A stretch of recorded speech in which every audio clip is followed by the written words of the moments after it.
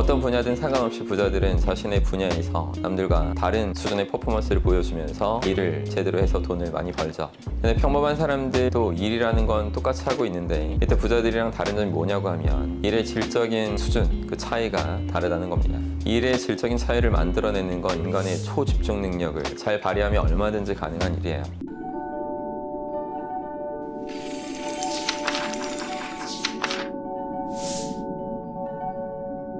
여러분 대부분이 아르키메데우스가 목욕탕에서 유레카 이렇게 외친 거는 잘 알고 계시죠? 질량의 법칙에 대한 깨달음을 얻었다는 그런 얘기입니다. 근데 하필 목욕탕에서 발견한 게 우연은 아닙니다. 목욕탕에 들어가면 몸이 이완되면서 평소 일상생활할 때보다 더 주파수가 낮은 알파파가 흐르게 돼요.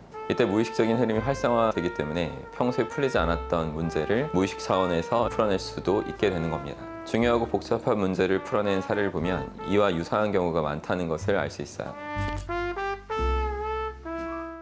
1993년에 나사의 허블 우주 망원경의 거울이 좀 부서지면서 기존의 망원경이 수행하던 역할을 제대로 하지 못하게 된 적이 있었는데 이게 나사 입장에서는 굉장한 비상사태였다고 합니다. 허블 우주 망원경이 고장나기 전에도 챌린저 5 폭발 사고도 있었고 탐사선 하나가 실종된 사건이 있어서 이미 엄청난 손해를 보는 상태였는데 망원경까지 말썽이니까 나사 직원들은 정부 지원이 끊기면 어떡하지? 프로그램이 중단되면 어떡하나? 이런 걱정을 아주 심각하게 하고 있었다고 합니다. 그러다가 마지막 자금을 다 쏟아부어서 숙련된 우주 비행사들이 직접 허블 망원경을 고칠 수 있도록 훈련을 진행해요. 몇 달이 지나도 해결책을 찾을 기미가 없었는데 이런 상황에서 나사의 엔지니어였던 짐 크로커라는 사람이 한 호텔에서 샤워를 하던 중에 그 해결책을 찾게 됩니다. 샤워를 하면서 알파파가 흐르는 그 동안에 샤워기의 각도를 조절해주는 막대를 보다가 그 막대의 원리를 똑같이 적용해서 망원경 안에 새로운 거울을 부착하면 되겠다. 이런 아이디어가 떠오른 거죠. 이 덕분에 망원경은 다시 제 역할을 할 수 있었습니다. 제가 하고 싶었던 말은 이런 인간 고유의 특별한 능력을 여러분도 충분히 더 멋있게 활용하면 어떻겠냐는 거죠. 여러분이 무언가에 초집중 상태가 되면 아까 말했던 알파파가 흐르는 상태와 유사한 상태가 됩니다. 그래서 초집중 상태를 자유자재로 활용할 수 있다면 여러분은 자신의 잠재력을 최대한 발휘할 수 있게 되겠죠. 당연히 일의 결과물도 좋아져서 돈은 자연스럽게 따라오게 될 거고요. 이 초집중의 경제에 오르기 위해서 갖춰야 하는 마음가짐 두 가지를 알려드려 볼게요. 첫 번째는 목표 달성에 대한 확신감이에요. 뭔가를 하기 전에 가장 먼저 무의식에 하면 된다. 이 생각을 제대로 확실하게 갖출 수 있어야 됩니다. 스스로 하면 된다. 이렇게 자기 암시를 꾸준히 해보기도 하고 여러분보다 더 힘든 상황에서 성공한 사람들의 이야기가 담겨있는 그런 책도 많이 보시면 할 수 있다는, 하면 된다는 그런 확신감이 계속 키워질 거예요.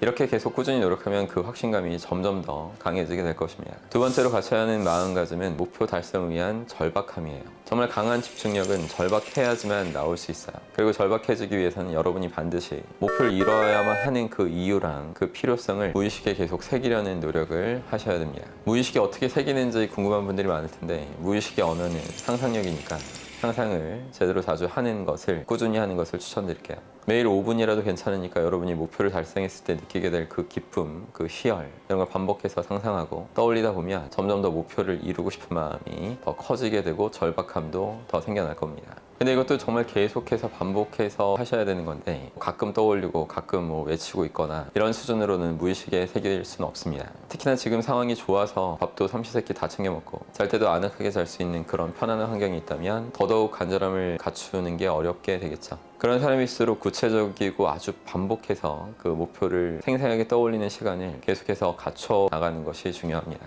그럼 제가 말씀드린 두 가지 정보를 잘 실천하셔서 목표를 이루고 더 행복한 부자가 되시길 바라겠습니다.